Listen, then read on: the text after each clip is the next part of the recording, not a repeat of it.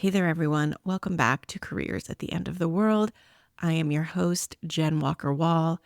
And if you wondered where these podcast episodes went, my apologies. It's funny, I actually had a bunch of episodes like pre-recorded and ready to go. And before I was ready to schedule the episode, I was like, you know what? This is not what I want to put out. This made sense when I batched it. And now I'm having second thoughts and it doesn't feel as timely or resonant. And then business picked up. And then I had some family stuff come up that really required my attention. And it was just a hat trick of work and life that forced me to make some decisions and set some priorities, which unfortunately just did not include the podcast. So I am trying to come back, or I'm kind of clawing my way back into a routine and catching up after really what was like 8 weeks of just probably the busiest 8 weeks in business I've had in a couple years, to be honest. So it was very busy and I had a loss in my family and I just wasn't able to like work at full capacity. And I'm not even sure I'm able to work at full capacity right now. I'm just doing the best that I can. I do on a fairly regular basis have people, new clients, reach out and say, I've been listening to your podcast and I want to work with you.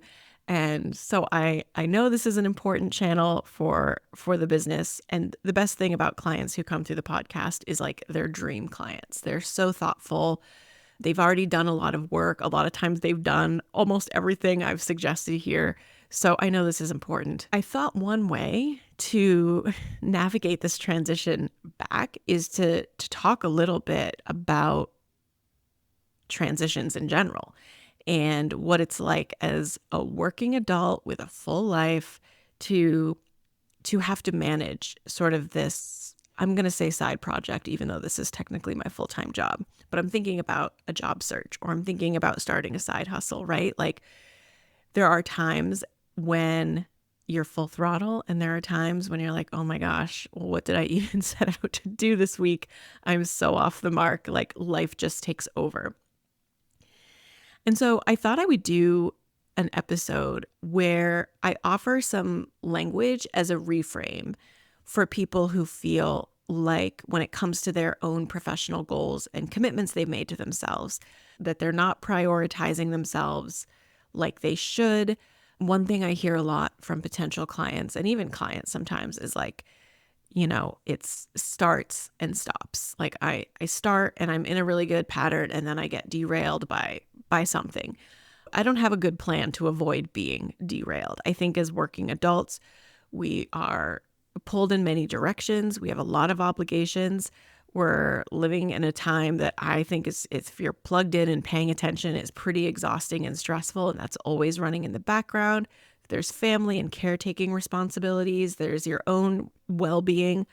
And so I sometimes think our expectations are just way out of whack with like what our actual capacity can and should be. One thing I'm really, really good at, and I've gotten really good at, and I take a lot of pride at being good at, is giving myself a tremendous amount of grace and compassion when things go sideways. And I've learned to get really good at that because for the last few years, I've had some health issues that really required me to do some shifting around in the way that I work and think about work and think about my capacity for work. So I've had, for better or worse, a lot of practice at this. And I've noticed that when so many people come to me and they're like, my job search, I start for a few weeks and then I stop and then I start and stop again.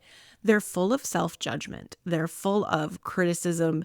They're wanting to extract even more out of themselves, even though I can hear how low their energy is, right? And so I think I have a pretty good approach for myself that does not look like that. I do not have an extractive model. I have an indulgent model. Really good at catching myself early when I slip into like a should spiral. And I'm very good at like self-correcting from there. And I just want to share some language today that I think really helps reframe this push and pull dynamic that adults experience because we have a lot of responsibilities. Our default language is always like, how can I extract more from myself instead of how can I recognize how much work I've done, how much work I'm doing here and elsewhere in my life, and let me think about how I can nourish myself so that I can show up in the ways that I want to in the best way that I can. So I have some language for that I want to offer today. And the first phrase I want to offer is re-engagement. I would like to extend an invitation to you to re-engage your job search or your side hustle. And I just want you to notice like how it feels to hear something like that rather than you should be applying to more jobs. You should be further along in your side hustle. You should not stop and take breaks. Like just think about how those phrases land for you. A few weeks ago, when I was realizing that, okay, I'm back at work, but I'm not producing work. Like I had a loss in my family and I was kind of in the thick of it and just I was able to show up and I was like here and I was sitting at my desk. I had white space on my calendar, but I was like not in a space to create or to drive projects forward. So it was more helpful for me to recognize that, you know what?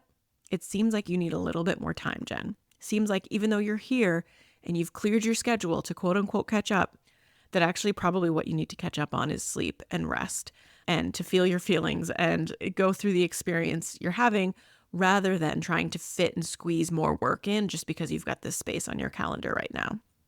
And in some ways, that's a real tough pill for me to swallow because I'm used to being able to push through a lot. But I simply made a decision with myself. I'm going to re-engage all these other projects in my business after the 4th of July holiday. And I'm going to give myself this space to just be and do what I can and kind of plug along and not put a lot of pressure on myself. Re-engaging and inviting myself to re-engage is really the language I want to be using. It's a much kinder way. There's no shoulding. It makes me want to come back to this work. It reminds me that I'm excited about what this work can produce for myself, but also that there's really no value in like killing myself to get here. So I like to use the phrase re-engagement. And when people come to me and they're like, oh, I've fallen off, like I haven't done anything in weeks, I should be doing this, I should be doing that, I always say, well, you have an opportunity to re-engage. Sounds like it's the right time to re-engage. So that surge of energy that that emerges from days and weeks of quote unquote not doing what you should be doing, sometimes it's just what we need. So I want to offer this phrase, re-engagement. I consider it just an invitation to re-engage with the work. You can pick a date on your calendar and say like, I'm going to re-engage and revisit and maybe reassess on this date. And until then, I'm going to rest. I'm going to heal. I'm going to deal with a myriad of life issues. When we're pursuing things, like life isn't on hold. Life is happening. Life isn't when your side hustle goes full time. It's not when your new job starts. It's happening now. And I think sometimes life pushes back. Sometimes life is like, don't forget, we have things to do other than this.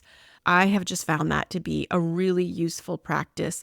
And it's just given me a default phrase that isn't should. Another phrase that I think would be helpful for people to hear, especially job seekers who are feeling very selective, people who don't necessarily benefit from a quote unquote full throttle job search, is the term passive job search. Okay. And so a passive job search is really the best case scenario. Like I would like in an ideal world, all my clients searching from a passive place. And the difference really between a passive and an active job search is that usually active job seekers are trying to get out of a situation. Okay. They're trying to leave a job they don't like. They're trying to get a job if they don't have one. But people in a passive situation are holding out for something. They know that they're not going to be the right fit for everything, and they're willing and able to wait. And both of those things are important. If you're out of work, for example, and I've seen a lot of this in the last couple of years, some people between unemployment and severance are able to wait things out, are able to be really selective. I've also seen people not have a severance at all and not qualify for unemployment. And so those people, if they're not otherwise prepared and resourced, like are likely going to need a more active job search.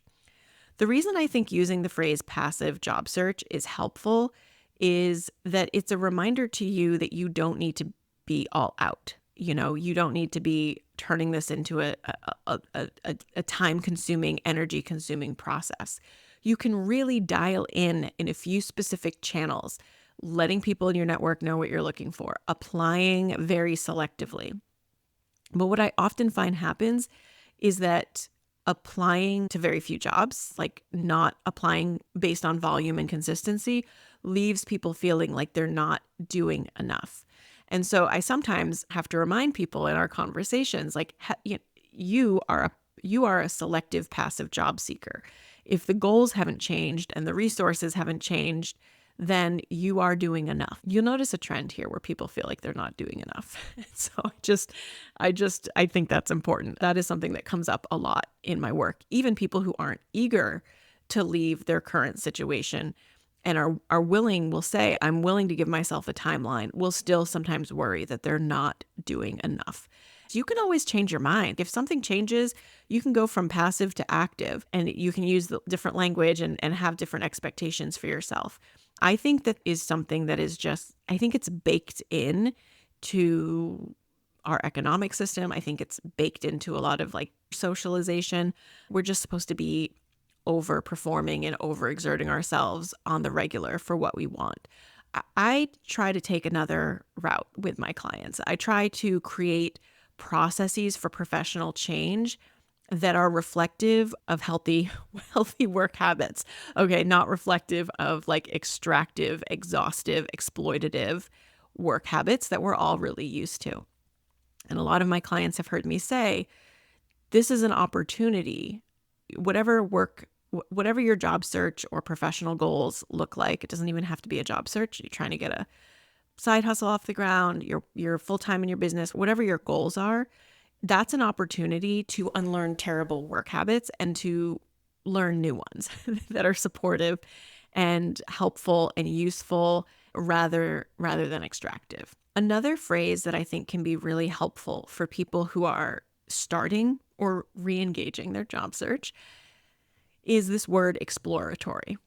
A lot of times people will withhold their request for conversations and informational interviews, or they will withhold applying for jobs until they're totally crystal clear on what they want. And I like to treat these things as experiential learning opportunities, right? And so if we wait until we know everything, well, then that could be a very long time. I don't even know what knowing everything would look like.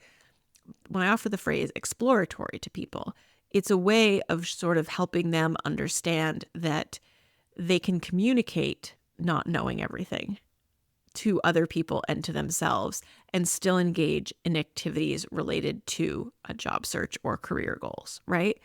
So I've seen this lately in our community of job seekers where people, are hesitant to reach out and ask for interviews, informational interviews, because they're not sure what they're asking for. But when I say, what if you tell them you're having exploratory conversations to consider your next move? It's like, oh, like we've unlocked something here.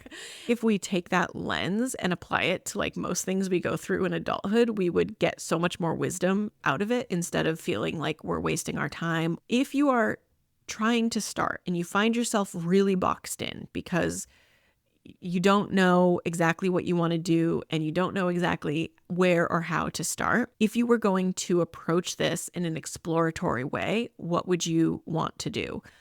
What people would you want to reach out to? What questions would you ask if you're just trying to gather information and data? So I find the word exploratory to be really helpful, and it does function interestingly as like it just unlocks something. It helps people give themselves permission to communicate that they're looking without having to know exactly what they're looking for. So these are 3 phrases that are really simple. Okay, they're not going to necessarily fundamentally change what your work looks like or how much work you might have to do. but they are designed to sort of help you start treating yourself as an ally. There's so many options. It really doesn't matter. If you're going for a promotion, if you're going for a new job, you're a job seeker right now, or you're doing your own thing, it really doesn't matter which path you're on professionally. There are plenty of challenges baked in, I promise you. And we don't need to be one more of those challenges. The degree to which you can be your own ally and your own cheerleader and talk to yourself kindly, don't be a bad boss to yourself. Right? Like we're all trying to move away from bad dynamics, and sometimes those voices stay in our head and do a lot of the talking. So I'm hoping that just by offering some simple reframes here, that you can start talking to yourself a little differently and start thinking a little differently about the work that you've done, the work that you have to do, and the ways to really optimize your own participation in that. If you have any phrases that have really helped you to sort of like reset your own expectations or your own relationship to this work, please come on over to Instagram and let me know. Send me a DM. I would love to hear it. And thank you for being patient while I re-engage. I'm trying not to be a passive podcaster. I'm trying to be a consistent one. And I'm hoping that I've given myself enough time to do so properly, but we'll see. Thanks so much for listening. Feel free to pop on over to Instagram if you want to say hi or let us know what you think of this week's episode. And if you haven't already left us a review, please feel free to do that wherever you're listening to podcasts. I would really appreciate it. It is so helpful. And I know so many of you are sharing the podcast with your friends and colleagues. And I just want to say, I really appreciate that. Thank you so, so much. All right. I hope you have a good week. We'll talk soon. Take care.